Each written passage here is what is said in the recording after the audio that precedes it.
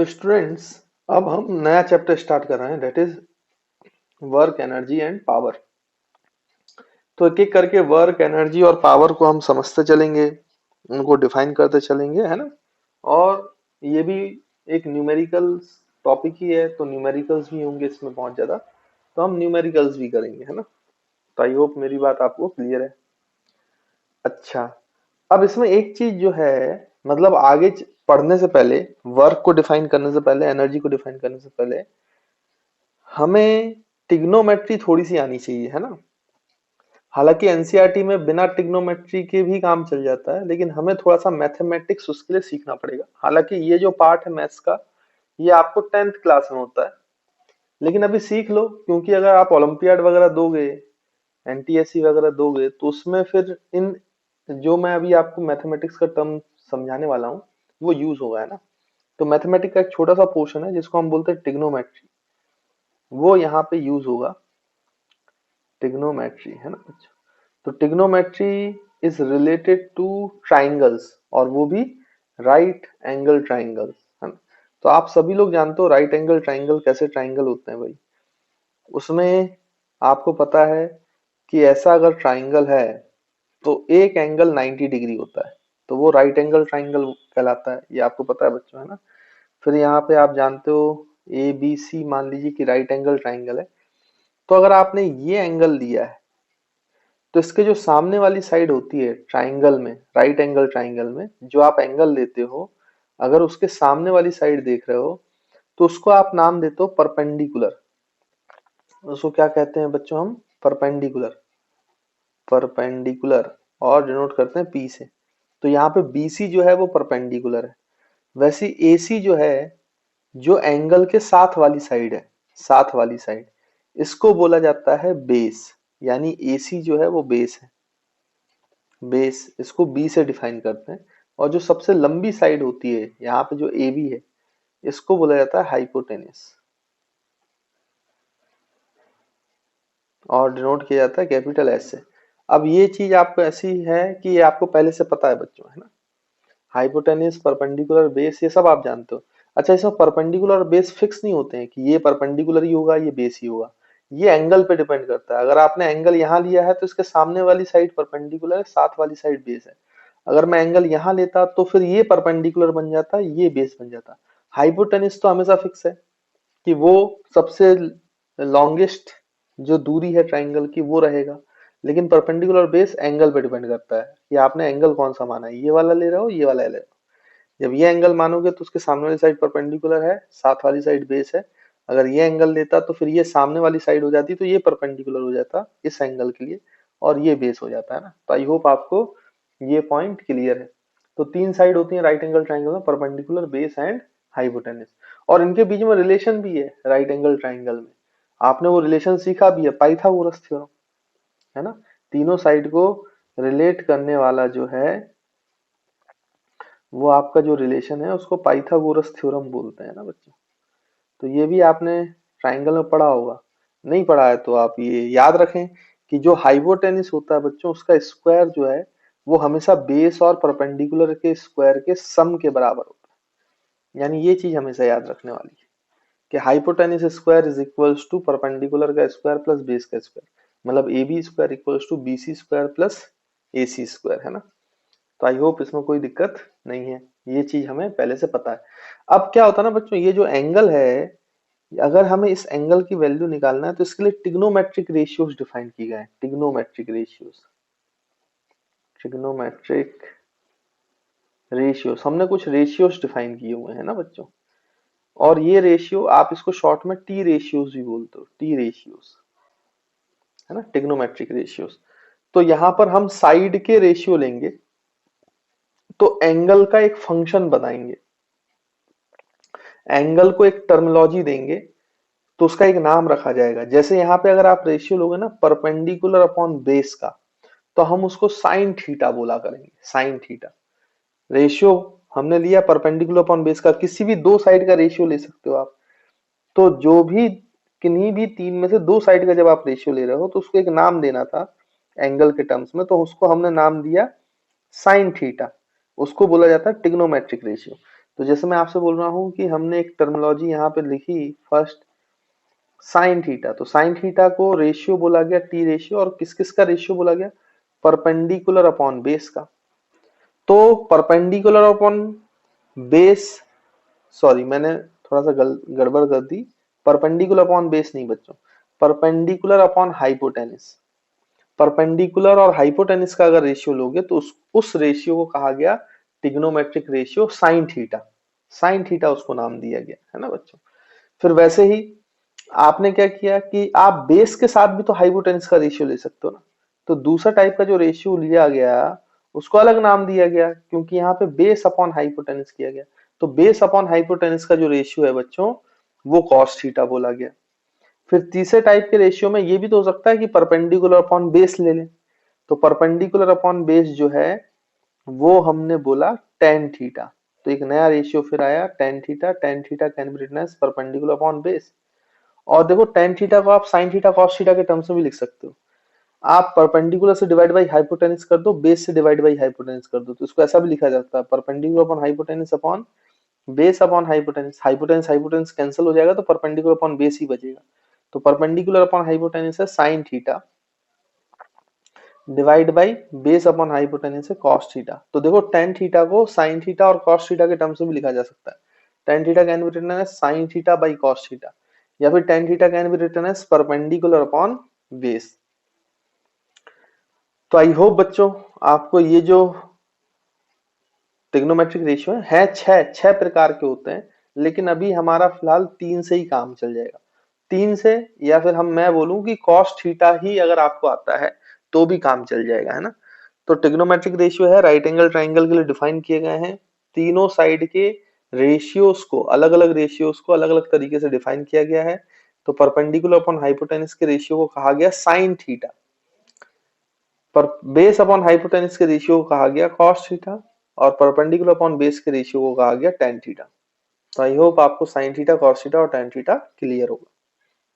अब देखिए बच्चों, ये जो रेशियो है, ये अगर एंगल अलग अलग होगा तो इनके रेशियो की वैल्यूज भी अलग अलग होंगी। तो ये निकाला गया अलग अलग एंगल पर रेशियोज की वैल्यू, और उसकी एक टेबल बना दी गई, जो टेबल हमें रटनी होती है और ये वैल्यूज याद रखनी पड़ती है ना, कुछ स्टैंडर्ड एंगल्स पर।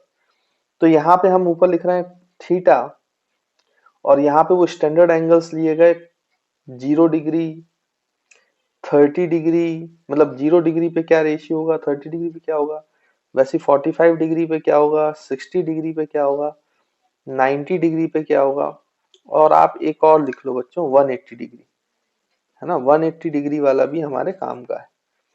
फिर उसके बाद यहाँ पर आप देखें तो सबसे पहले साइन थीटा की वैल्यू लिख सकते हैं।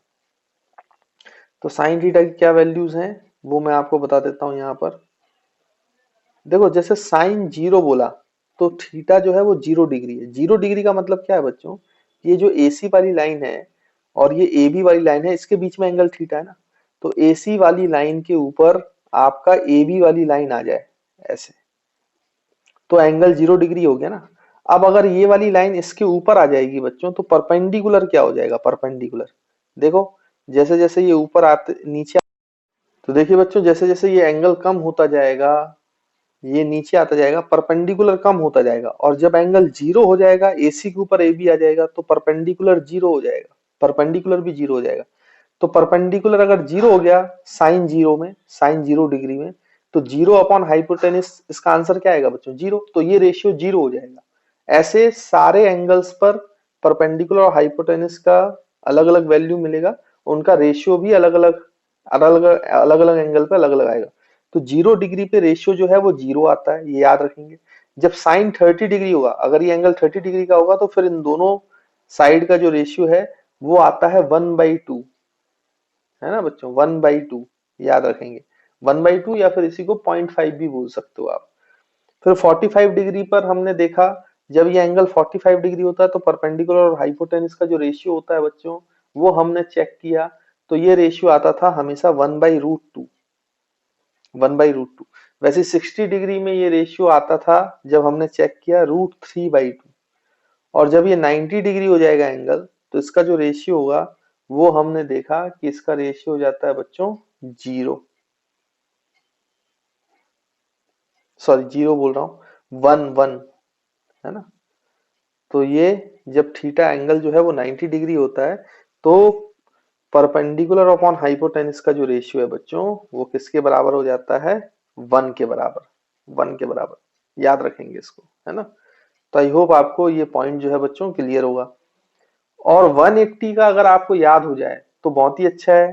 तो 180 डिग्री का अभी यहाँ पर मतलब बता, बस आपको वैल्यूज याद रखनी है। तो साइन 180 की वैल्यू होती है बच्चों जीरो, कभी कभी काम आ जाता है तो याद रखेंगे। अच्छा, कभी ये वैल्यू अगर आपको याद ना हो ना, तो इसको याद करने का एक ट्रिक भी है, ट्रिक टू रिमेम्बर वैल्यूज। वो ट्रिक क्या है कि आप सबसे पहले क्या करो कि जीरो से लेकर फोर तक की गिनती लिख लो। तो zero, one, two, three, four, है ना, ऐसे ट्रिक बताते हैं। और फिर इन सभी नंबर्स को फोर से डिवाइड कर दो divide. Zero, one, two, three, four लिख दिया और सभी को फोर से डिवाइड कर दिया। और सभी का रूट ले लो बच्चों, रूट ले लो, रूट ले लो। तो देखो ये हो जाएगा जीरो अपॉन फोर, तो ये बचेगा जीरो, तो रूट जीरो जीरो, देखो साइन जीरो की वैल्यू जीरो, तो यहाँ पे लिख दो। फिर नेक्स्ट वैल्यू है 30 डिग्री, तो रूट वन बाई फोर, तो ये हो जाएगा वन बाई टू। देखो रूट 30 की वैल्यू, साइन 30 की वैल्यू वन बाई टू आ रही है। फिर 45 की डिग्री, टू से टू कैंसल, तो ये वन बाई रूट टू बचेगा, देखो वन बाई रूट टू आ रहा है। फिर ये देखो रूट थ्री बाई टू बचेगा, देखो ये रूट थ्री बाई टू आ रहा है। Four by four root one, तो वन आ रहा है। तो ऐसे लिख लो, तो ये जीरो डिग्री की वैल्यू हो जाएगी, ये 30 डिग्री की हो जाएगी, ये 45 डिग्री की हो जाएगी, ये 60 डिग्री की हो जाएगी, और ये 90 डिग्री। तो ऐसे कई बार बच्चे याद रख लेते हैं, है ना, इन ट्रिग्नोमेट्रिक वैल्यूज को। अगर आपको याद नहीं होती तो ऐसे याद कर सकते हो, याद होनी चाहिए बस वैल्यूज हमें। वैसे ही कॉस थीटा की वैल्यूज लिखोगे, तो अगर आपने साइन थीटा का लिख लिया तो उसको उल्टा लिखो, उल्टा। यानी पहले जो आपने 90 में लिखा है वो यहाँ जीरो पे लिखेंगे, इसका उल्टा लिखना है। तो 90 पे जी यहाँ पे लिखेंगे वन, फिर यहाँ 60 में जो था यहाँ 30 में लिखेंगे रूट थ्री बाई टू। 45 की value one by root two ही होती है। फिर जो 30 में लिखा है वो 60 में लिखा जाएगा कॉस में, तो वन बाई टू हो जाएगा। और फिर जीरो है तो कॉस 90 जो है बच्चों वो जीरो हो जाता है। और कॉस 180 याद रखेंगे माइनस वन। तो खैर, और कोई वैल्यूज आपको याद रखने की जरूरत नहीं है, बाकी हमारे काम की नहीं है इस चैप्टर में। इस चैप्टर में कॉस थीटा की वैल्यू बड़ी इंपॉर्टेंट है, साइन थीटा की भी नहीं है, लेकिन कॉस थीटा की ज्यादा इंपॉर्टेंट है। कॉस थीटा की वैल्यूज हमें याद होनी चाहिए। तो कॉस जीरो डिग्री जो होता है वो वन होता है, कॉस 30 डिग्री जो होता है वो रूट थ्री बाई टू होता है, कॉस 45 जो है वो वन बाई रूट टू होता है, कॉस 60 जो है वो वन बाई टू होता है, और कॉस 90 जो है वो जीरो होता है। और कॉस 180 की वैल्यू माइनस वन रहती है। बस इतना अगर हमें याद है तो हमारा काम बन जाएगा। तो आई होप बच्चों आपको ये ट्रिग्नोमेट्रिक रेशियोज और ये साइन थीटा कॉस थीटा की वैल्यूज समझ में आई होंगी। और कॉस थीटा की वैल्यू जो है वो बहुत ज्यादा इंपॉर्टेंट है, इसलिए इसको भूलना नहीं है, वो तो आपको याद ही होनी चाहिए। अब देखो बच्चों, यहाँ पे हम डिफाइन करते हैं कि वर्क क्या होता है ना। वर्क को समझना बड़ा जरूरी है। तो कई बार बच्चे वर्क का मतलब निकाल लेते हैं जो आप फिजिकल, जो कंडीशंस हैं, मतलब जो आप डेली लाइफ में वर्क का मतलब जानते हो, वो वाला वर्क फिजिक्स का वर्क नहीं है बच्चों। फिजिक्स का वर्क अलग है, और रियल लाइफ में जो वर्क का मतलब होता है वो अलग होता है ना। तो फिजिक्स के वर्क को रियल लाइफ के वर्क से मत जोड़ें। जैसे कि आप पेपर के पहले, परीक्षा देने के पहले बहुत पढ़ाई करते हो, तो आपके मम्मी पापा बोलते हैं कि बहुत काम कर रहा है हमारा बच्चा, है ना, बहुत पढ़ रहा है, बहुत मेहनत कर रहा है, ठीक है। लेकिन फिजिक्स के हिसाब से वो वर्क काउंट नहीं किया जाएगा, वो वर्क कोई वर्क नहीं होता है। इसलिए पहली तो मन से ये निकाल दो कि रियल लाइफ में जो वर्क का मतलब है वो फिजिक्स में भी वर्क होता है। ये पहला मिसकंसेप्शन है जो बच्चा मन में रखता है, इसी वजह से उसको वर्क समझ में नहीं आता है। आप ऐसा सोचो कि वर्क एक फिजिकल क्वांटिटी है फिजिक्स में, जो कुछ चीजों को डिफाइन करेगी आगे चलकर। कुछ चीजें हमें उससे मिलेंगी, कुछ सिचुएशंस हम उससे आसानी से सॉल्व कर पाएंगे, कुछ चीजों को आसान करेगा, है ना, ऐसा समझो आप। वर्क का मतलब वो मत समझो कि कोई काम है या ऐसा है या वैसा है, जो रियल लाइफ में आप डेली लाइफ में अपना वर्क का मतलब यूज करते हैं ना। तो पहली चीज तो आपको ये समझना है कि वर्क वो वर्क नहीं है जो हम रियल लाइफ में, डेली लाइफ में यूज करते हैं। ये वर्क फिजिक्स का वर्क है, एक फिजिकल क्वांटिटी है जिसको डिफाइन किया गया है कुछ तरीके से। अब कैसे डिफाइन किया गया वो हम समझते हैं। तो वर्क में बोला गया बच्चों, वर्क को डिफाइन किया गया इस तरीके से। उन्होंने कहा कि आप किसी भी एक ब्लॉक पर जब आप फोर्स लगाओगे, मान लो इस m मास के ब्लॉक पर फोर्स लगाएगा बच्चों F, तो इस ब्लॉक का कुछ डिस्प्लेसमेंट भी हुआ। मान लो फोर्स जो लगाया गया और जो डिस्प्लेसमेंट हुआ उनके बीच में एंगल जो क्रिएट हुआ है वो थीटा एंगल क्रिएट हुआ है ना। हम मान लेते हैं कि वहां पे जो एंगल क्रिएट हुआ है बच्चों, वो कैसा एंगल क्रिएट हुआ है, थीटा एंगल क्रिएट हुआ है। तो कुछ फोर्स लगाया गया, उससे किसी ब्लॉक पर कुछ डिस्प्लेसमेंट पाया गया, उस ब्लॉक ने कुछ डिस्प्लेसमेंट किया, और फोर्स लगाने से अगर कुछ डिस्प्लेसमेंट हुआ है और अगर फोर्स और डिस्प्लेसमेंट के बीच में कोई एंगल थीटा है, तो वर्क को डिफाइन किया गया है कि work is the product of magnitude of force into displacement into cosine of angle between them. ऐसे डिफाइन किया गया है वर्क को। जो फिजिक्स का वर्क है, फिजिकल क्वांटिटी का वर्क है ना बच्चों, इसलिए आपको वैसे ही याद रखना है, रियल लाइफ के वर्क से इसको जोड़ना नहीं है, ठीक। तो यहाँ पे फोर्स लगा, डिस्प्लेसमेंट हुआ, फोर्स और डिस्प्लेसमेंट के बीच में कुछ एंगल हुआ, तो इनका सम, इनका प्रोडक्ट, फोर्स का, डिस्प्लेसमेंट का और एंगल का, लेकिन एंगल का कौन सा वाला, टिग्नोमेट्रिक फंक्शन वाला, टिग्नोमेट्रिक रेशियो वाला, कॉस ऑफ थीटा। इसलिए आपको साइन और कॉस मैंने पढ़ाया पहले, है ना। तो यहाँ पे हम लिख सकते हैं कि work work work is a physical quantity, work is a physical quantity, work is a physical quantity which is defined which is defined defined as the product of magnitude of force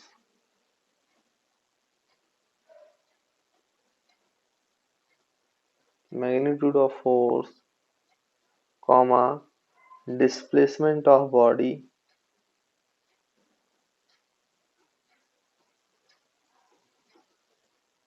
and the cosine of angle between them, मतलब mathematically work done can be represented as in physics force into displacement into cos, cosine मतलब cos का full form cosine होता है ना बच्चे, cos theta.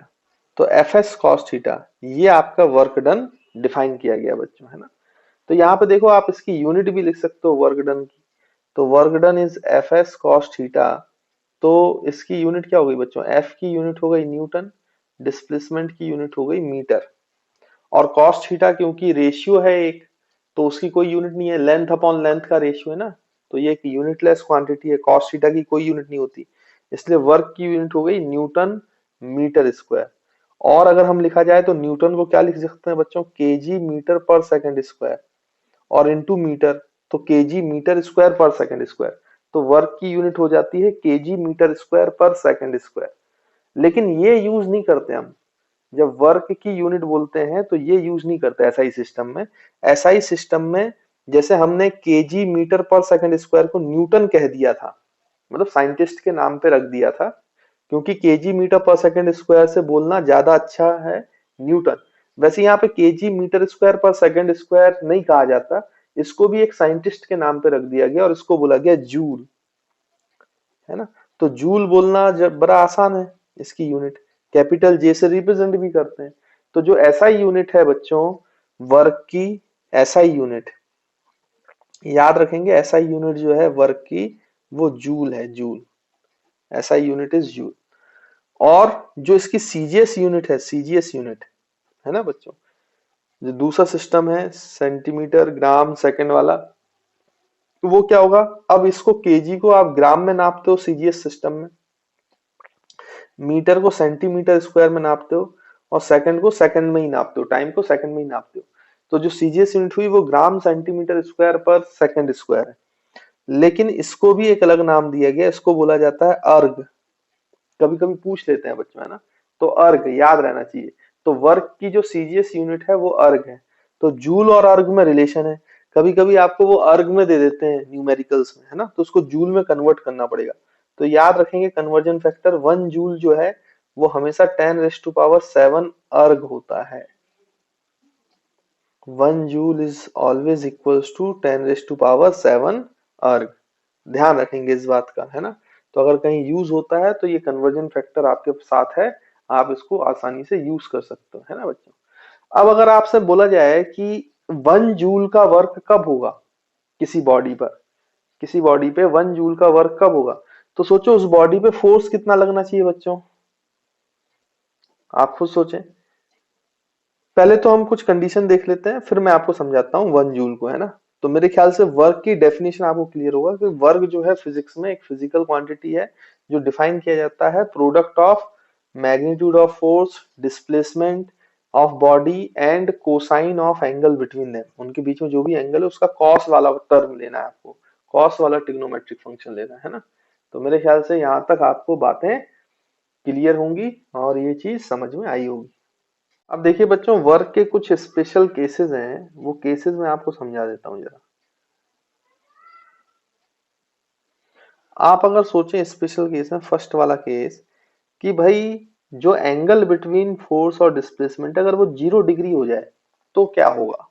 अगर वो 0 degree हो जाए तो क्या होगा। 0 डिग्री कहने का मतलब क्या है कि अगर आपका ये m मास का ब्लॉक है और उसमें फोर्स ऐसे राइट साइड लग रहा है तो उसका डिस्प्लेसमेंट भी राइट साइड हो रहा है, यानी डिस्प्लेसमेंट और फोर्स दोनों की डायरेक्शन कैसी है बच्चों, सेम है, सेम है, अलग अलग नहीं है, सेम है। देखो आप, फोर्स और डिस्प्लेसमेंट की डायरेक्शन जो है वो बिल्कुल कैसी है स्टूडेंट्स, सेम है। तो अगर ऐसा है कि 0 डिग्री है, फोर्स और डिस्प्लेसमेंट की डायरेक्शन जो है वो अगर सेम है तो फिर क्या होगा, तो फिर क्या होगा, तो आपका जो वर्क डन है वो क्या कैसा लिखा जाएगा बच्चों। तो work done can be written as, work done can be written as force into displacement into cos zero. अच्छा, कॉस जीरो की क्या वैल्यू होती है, क्योंकि यहाँ पे थीटा जो है वो तो 0 है, कॉस जीरो की वैल्यू तो अभी हमने पहले पेज में लिखा था इसकी वैल्यू, इस कॉस जीरो की वैल्यू होती है 1। तो वर्क डन कितना आ जाएगा, सिंपली फोर्स इंटू डिस्प्लेसमेंट, क्योंकि कॉस जीरो की वैल्यू कितनी होती है 1। तो अगर फोर्स और डिस्प्लेसमेंट एक ही डायरेक्शन में लग रहे हैं तो डायरेक्ट वर्क डन का फॉर्मूला लिखा जा सकता है फोर्स इंटू डिस्प्लेसमेंट। और अगर आप ध्यान से देखें तो यहाँ पे वर्क डन जो होगा वो पॉजिटिव क्वांटिटी होगी बच्चों, पॉजिटिव क्वांटिटी। वर्क डन जो है पॉजिटिव क्वांटिटी, तो पॉजिटिव क्वांटिटी का मतलब क्या है कि फोर्स और डिस्प्लेसमेंट जो है बच्चों वो सेम डायरेक्शन में अप्लाई हो रहे हैं, सेम डायरेक्शन में ना। तो आई होप आपको ये जो पॉइंट है स्टूडेंट्स वो क्लियर होगा। फिर उसके बाद अगर आप ध्यान से देखें तो अगर सेम डायरेक्शन में फोर्स है तो कॉस जीरो है, कॉस जीरो की वैल्यू जो है 1 है। यहां से आप डिफाइन भी कर सकते हो 1 जूल का वर्क। कैसे डिफाइन करें, तो ध्यान से देखें, हम यहाँ पे डिफाइन करेंगे। अब आप सोचो कि वर्क डन जो है अगर सेम डायरेक्शन में है, थीटा 0 है, तो फोर्स इंटू डिस्प्लेसमेंट है, तो ये तो जूल में आएगा। अगर हम 1 जूल करना है तो इस पे फोर्स जो है बच्चों ब्लॉक पे, वो फोर्स सोचो आप कितना लगना चाहिए। अगर वो फोर्स 1 न्यूटन का लग रहा है और डिस्प्लेसमेंट जो है बच्चों वो भी 1 मीटर का हो, तो देखो 1 इंटू 1, और दोनों सेम डायरेक्शन में तो कॉस जीरो तो वैसे ही 1 है, तो वर्क डन कितना हो जाएगा बच्चों, 1 इंटू 1 जूल, यानी 1 जूल। यानी किसी भी बॉडी पे वर्क डन 1 जूल कब कहलाएगा बच्चों, जब उस बॉडी पर फोर्स जो है डिस्प्लेसमेंट की डायरेक्शन में लगे, क्योंकि एंगल 0 चाहिए, और फोर्स जो लग रहा है वो 1 न्यूटन का लगे और डिस्प्लेसमेंट भी कितने का हो बच्चों, 1 न्यूटन का। तब हम बोल सकते हैं कि उस बॉडी पे जो वर्क लगा है वो 1 जूल का वर्क लगा है। तो हम यहाँ पे 1 जूल को डिफाइन कर सकते हैं। तो आप लिख सकते हैं कि 1 joule of work 1 joule of work is said to be done, is said to be done when a force of, when a force of 1 newton, when a force of 1 newton displaces a body, displaces a body by by 1 meter, displace a body by 1 meter in its own direction, in its own direction, मतलब एक ही direction होना चाहिए displacement और force, है ना बच्चों।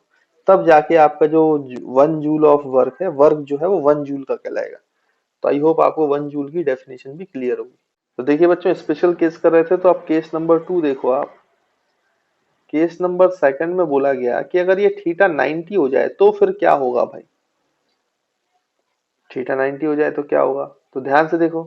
Theta 90 होने का मतलब क्या है कि भाई आप फोर्स तो ऐसे लगा रहे हो बट डिस्प्लेसमेंट ऐसा हो रहा है। तो दोनों के बीच का जो बनने वाला एंगल है फोर्स और डिस्प्लेसमेंट में, वो 90 डिग्री हो जाएगा। और अगर ये 90 डिग्री हो जाएगा तो फिर वर्क डन क्या कहलाएगा, वर्क डन कितना होगा बच्चों, तो फोर्स जो है वो वर्क डन जो है वो force into displacement into cos theta. Theta जो है यहाँ पे कितना हो जाएगा बच्चों, 90। अब कॉस थीटा अगर 90 है, कॉस 90 है, थीटा अगर 90 है, तो कॉस 90 की वैल्यू कितनी होती है बच्चों, मैंने अभी लिखवाया था पेज पे, आप वहां से देख सकते हैं कि cos 90 की वैल्यू होती थी 0, है ना। तो cos 90 की वैल्यू 0 होती है, तो वर्क डन कितना हो जाएगा बच्चों, 0। मतलब जब फोर्स और डिस्प्लेसमेंट 90 डिग्री के एंगल पे लगेंगे तो आपका वर्क डन जो है बच्चों वो 0 होता है, यानी कोई वर्क नहीं हुआ फिजिक्स में। जैसे फॉर एग्जाम्पल मैं अगर आपको बताऊं तो बच्चों एक कूली है, जैसे मान लो कूली। तो कूली क्या करता है भाई, कूली जो है आपने देखा होगा अपने सर पे लगेज रखता है। अब अगर वो सर पे लगेज रख रहा है तो लगेज के ऊपर वो कहाँ फोर्स लगा रहा होगा, ऊपर की तरफ, तभी तो लगेज को रोक पा रहा है। क्योंकि लगेज पे तो mg फोर्स नीचे लग रहा है, तो लगेज तो नीचे आना चाहता है, लेकिन उसमें सर ने सर पे रख लिया, तो सर से वो उसके ऊपर फोर्स लगा रहा है F, ताकि वो mg को कैंसिल कर पाए। तो कूली जो फोर्स लगा रहा है लगेज पर, वो ऊपर की तरफ लगा रहा है, लेकिन कूली चलता ऐसे है, सीधे चलता है आगे की तरफ। तो लगेज का डिस्प्लेसमेंट भी तो आगे की तरफ हो रहा है। तो कूली ने फोर्स लगाया ऊपर की तरफ, बट वो चल रहा है राइट की तरफ, तो जो डिस्प्लेसमेंट हुआ लगेज का वो हो गया राइट की तरफ। तो दोनों के बीच में कितना एंगल बन गया बच्चों, 90 डिग्री। तो इस कूली का वर्क डन कितना है फिजिक्स के हिसाब से, 0।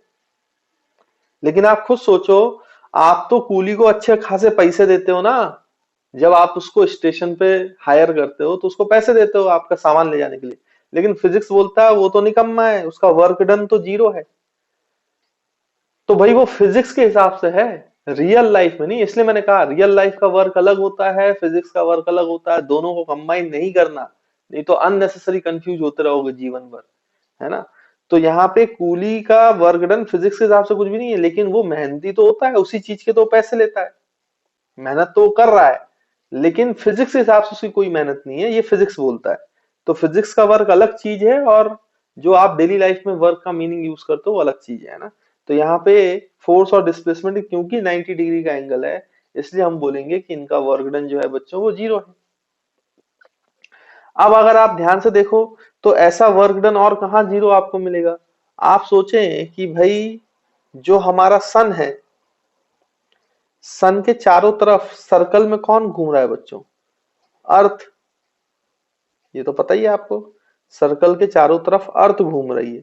तो अर्थ को घुमाने का काम कौन कर रहा है, घूम क्यों रही है अर्थ, क्योंकि सेंटर की तरफ एक फोर्स लग रहा है, ग्रेविटेशनल फोर्स।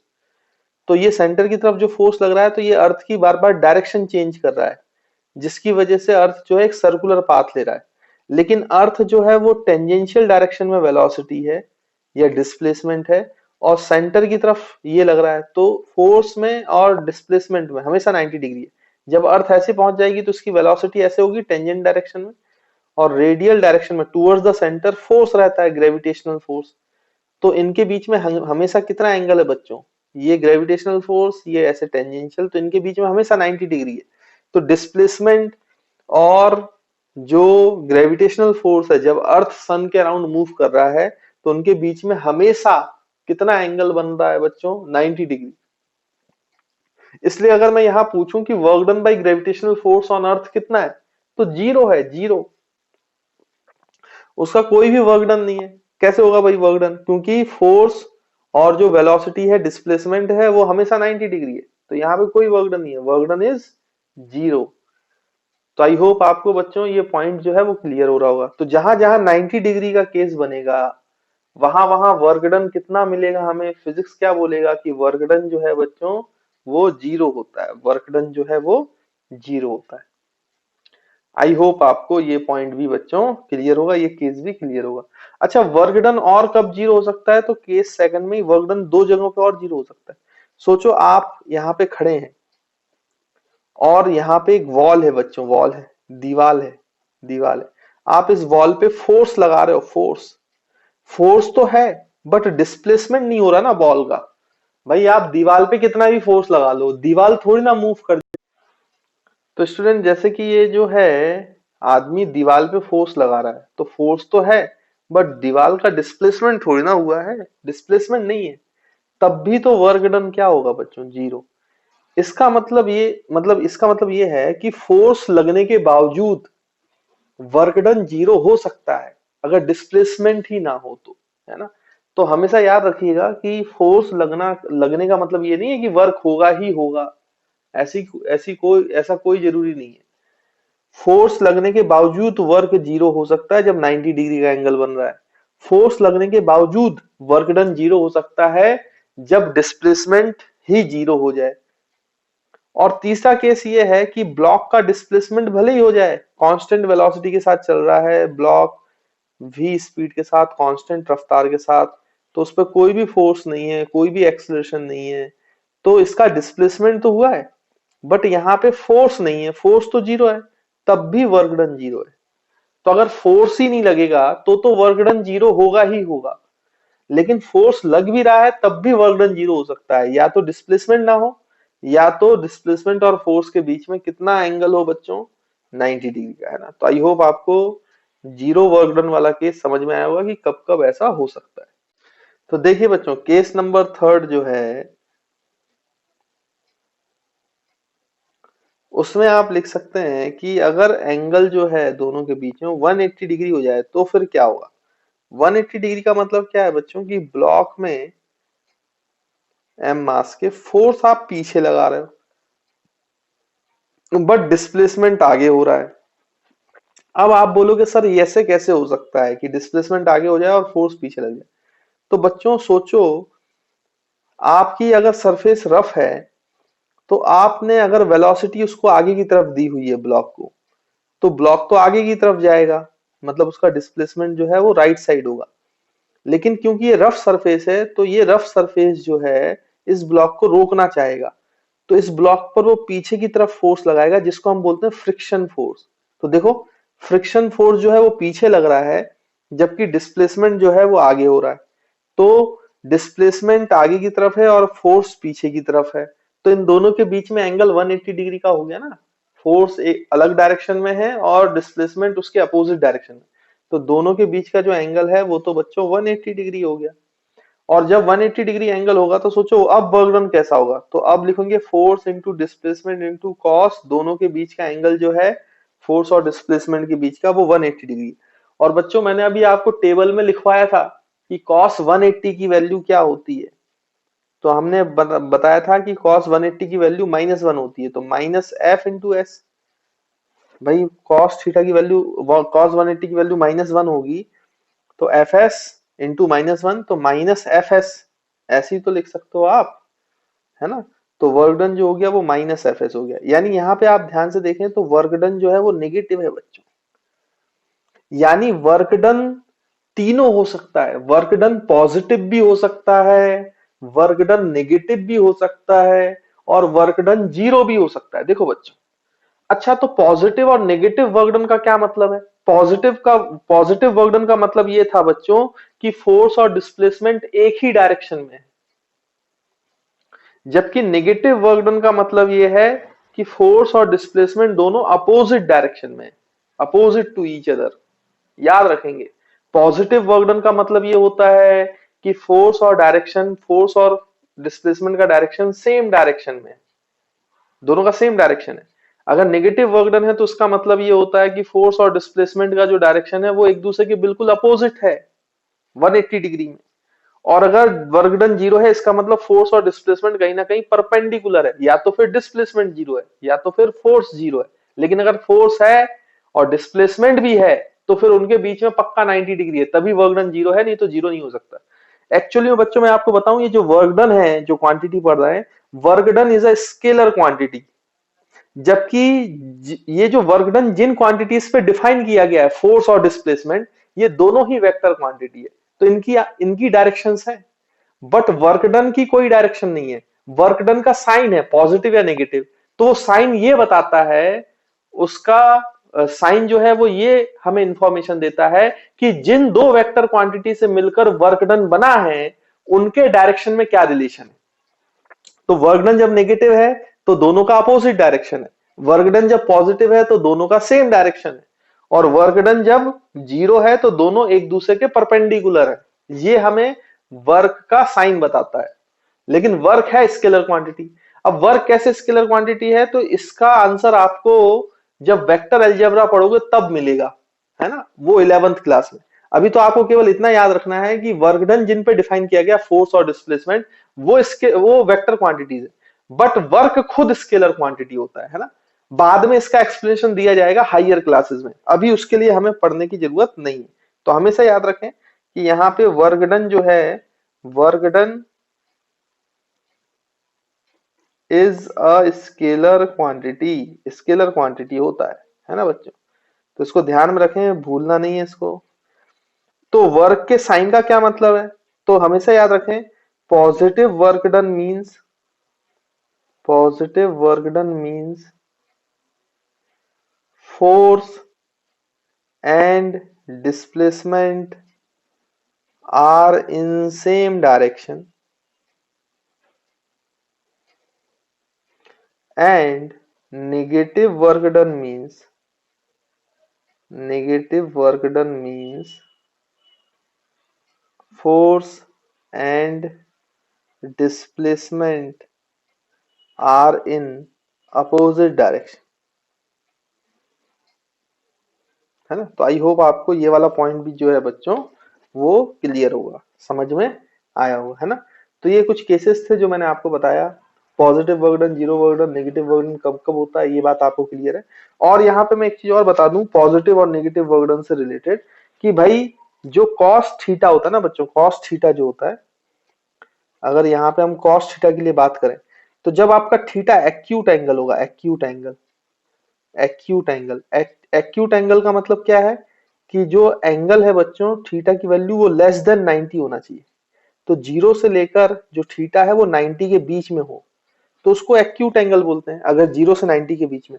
तो याद रखेंगे जीरो से 90 के बीच में और एक्यूट एंगल, एक्यूट एंगल के लिए जो कॉस थीटा की वैल्यू होती है वो पॉजिटिव होती है बच्चों, कॉस थीटा की वैल्यू पॉजिटिव। देखो अभी हमने जीरो से 90 तक की वैल्यूज लिखी थी, तो आपने देखा जीरो से 90 तक की वैल्यूज जो है वो पॉजिटिव आई थी, पॉजिटिव। तो याद रखेंगे एक्यूट एंगल्स के लिए, जीरो से 90 डिग्री के एंगल के लिए जो कॉस थीटा की वैल्यू पॉजिटिव होता है, इसका मतलब एक्यूट एंगल्स पर वर्क डन जो है वो पॉजिटिव होगा। यानी कि अगर आपका मास ऐसे है, उसमें डिस्प्लेसमेंट ऐसे हो रहा है और फोर्स ऐसे लग रहा है, और उनके बीच में एंगल जब एक्यूट है जीरो से 90 के बीच में, तो वर्क डन हमेशा पॉजिटिव आता है। वहीं अगर आपका एंगल ऑप्ट्यूज है बच्चों, ऑप्ट्यूज एंगल, ऑप्ट्यूज एंगल का मतलब जो थीटा है वो 90 से बड़ा है बट लेस देन 180, तो उसको ऑप्ट्यूज एंगल बोलते हैं। तो 90 से 180 के बीच में जो कॉस थीटा है बच्चों उसकी वैल्यू नेगेटिव आती है। देखो कॉस 180 की वैल्यू -1 थी, बाकी बीच में मैंने आपको वैल्यू नहीं लिखाई, कॉस 120 होता, कॉस 150 होता, तो उनकी वैल्यूज भी नेगेटिव है। हालांकि वैल्यू से कोई लेना देना नहीं है, आप तो इतना याद रखो कि ऑप्ट्यूज एंगल है तो कॉस थीटा की वैल्यू नेगेटिव होती है, तो वर्क डन कैसा आएगा बच्चों, नेगेटिव। यानी ऑप्ट्यूज एंगल पर, यानी कि अगर ये आपका डिस्प्लेसमेंट ऐसे हो रहा है और फोर्स ऐसे लग रहा है, तो इसका जो एंगल है ये 90 से 180 के बीच में ऑप्ट्यूज एंगल है ये थीटा, तब आपका वर्क डन जो है वो नेगेटिव आएगा। यहाँ पे एक्यूट एंगल में वर्क डन जो है वो पॉजिटिव आएगा, है ना। तो मेरे ख्याल से आपको कॉन्सेप्ट क्लियर होगा भाई, कि एक्यूट एंगल्स पे भी वर्क डन पॉजिटिव रहता है और ऑप्ट्यूज एंगल पे भी वर्क डन जो है वो नेगेटिव रहता है ना। तो नेगेटिव 180 पे भी होता है, ऑप्ट्यूज पे भी होता है। वर्क डन पॉजिटिव 0 डिग्री पे भी होता है और एक्यूट एंगल्स पे भी होता है। तो ये बात आप लोग को ध्यान में रखना है। तो these are the cases of work done. तो आई होप आपको वो आज के लेक्चर में वर्क डन की बेसिक डेफिनेशन क्लियर होगी और उससे रिलेटेड केसेस याद हो, मतलब समझ में आ गए होंगे कि किस प्रकार से वर्क डन पॉजिटिव होता है, कब जीरो होता है और कब नेगेटिव वर्क डन होता है ना। तो बच्चों आज हम यहीं पे इसको एंड कर रहे हैं। नेक्स्ट क्लास में इस पे बढ़िया बढ़िया हम न्यूमेरिकल्स करेंगे, तो इसको प्लीज रिवाइज करके आइएगा।